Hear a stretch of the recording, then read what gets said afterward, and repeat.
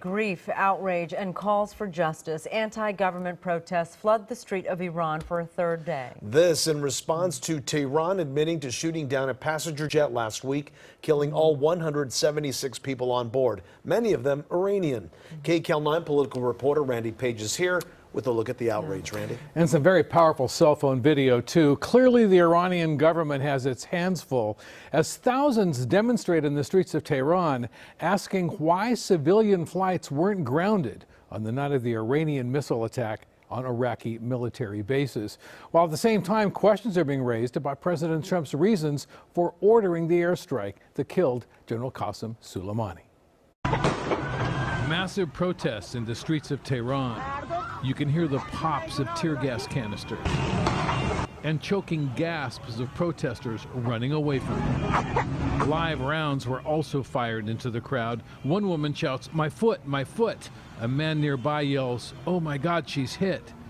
Grief and fury after the Iranian military fired 2 surface-to-air missiles on Wednesday night that brought down Ukrainian Airlines Flight 752 that was carrying 176 people, 82 of them were Iranian. Brigadier General Amir Ali Hajizadeh said an Iranian missile operator misidentified the Ukrainian Airlines flight as a cruise missile. He apologized and said he wished he died on the plane. The airliner was shot down 4 hours after Iran launched more than 16 ballistic missiles at 2 Iraqi military bases which housed American soldiers, in retaliation for the American drone strike that killed Iran's top military leader, General Qasem Soleimani. Holy. This dramatic cell phone video taken by American soldiers on the Al-Assad air base as the Iranian missiles exploded nearby shows how fortunate they were to survive. I mean, I'm not gonna lie, I was scared at the moment, but it happened. It's something that we were ready for, ready as can be. Look at the scope of the devastation. On any other night, the more than 2,000 Americans would have been sitting ducks for the 1,000 and 2,000 pound warheads. This was the living quarters for the drone operators, a prime target for the Iranian military planners.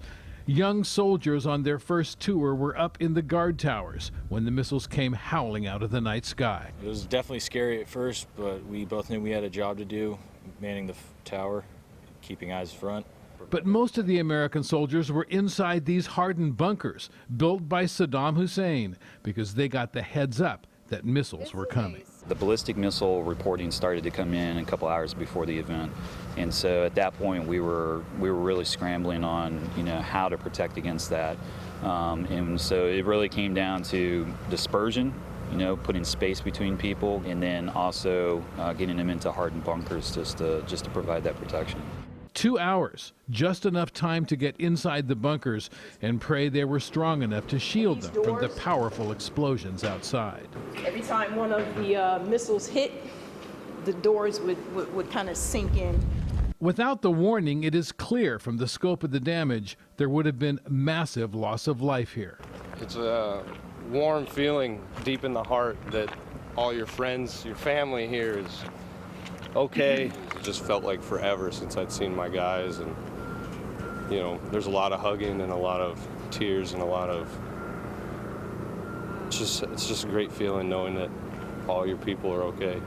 Tonight, as the President and First Lady climbed on board Air Force One as they head to the college football championship in New Orleans, Democrats are asking questions about the intelligence used to justify the strike that took out General Soleimani and prompted the Iranian missile attack. We killed him.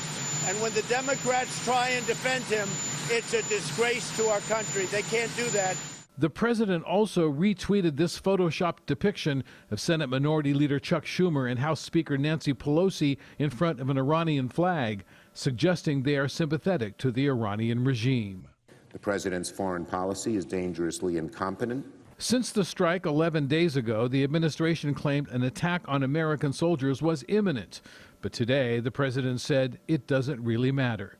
Attorney General William Barr said the strike was legally justified. I don't think there's a requirement, frankly, for, knowing the exact time and place of the next attack. Late last week, the president said he did know where Iran and its proxies would strike. I can reveal that I believe it would have been 4 embassies. But CBS News is reporting the State Department security was never warned of an imminent attack on U.S. embassies, and Defense Secretary Mark Esper, appearing on Face the Nation, contradicted the president's assessment. I didn't see one with regard to 4 embassies. Hours later, a Pentagon official said Esper now agreed as many as 4 embassies in the region could have been targeted. First of all, I think it's been totally consistent.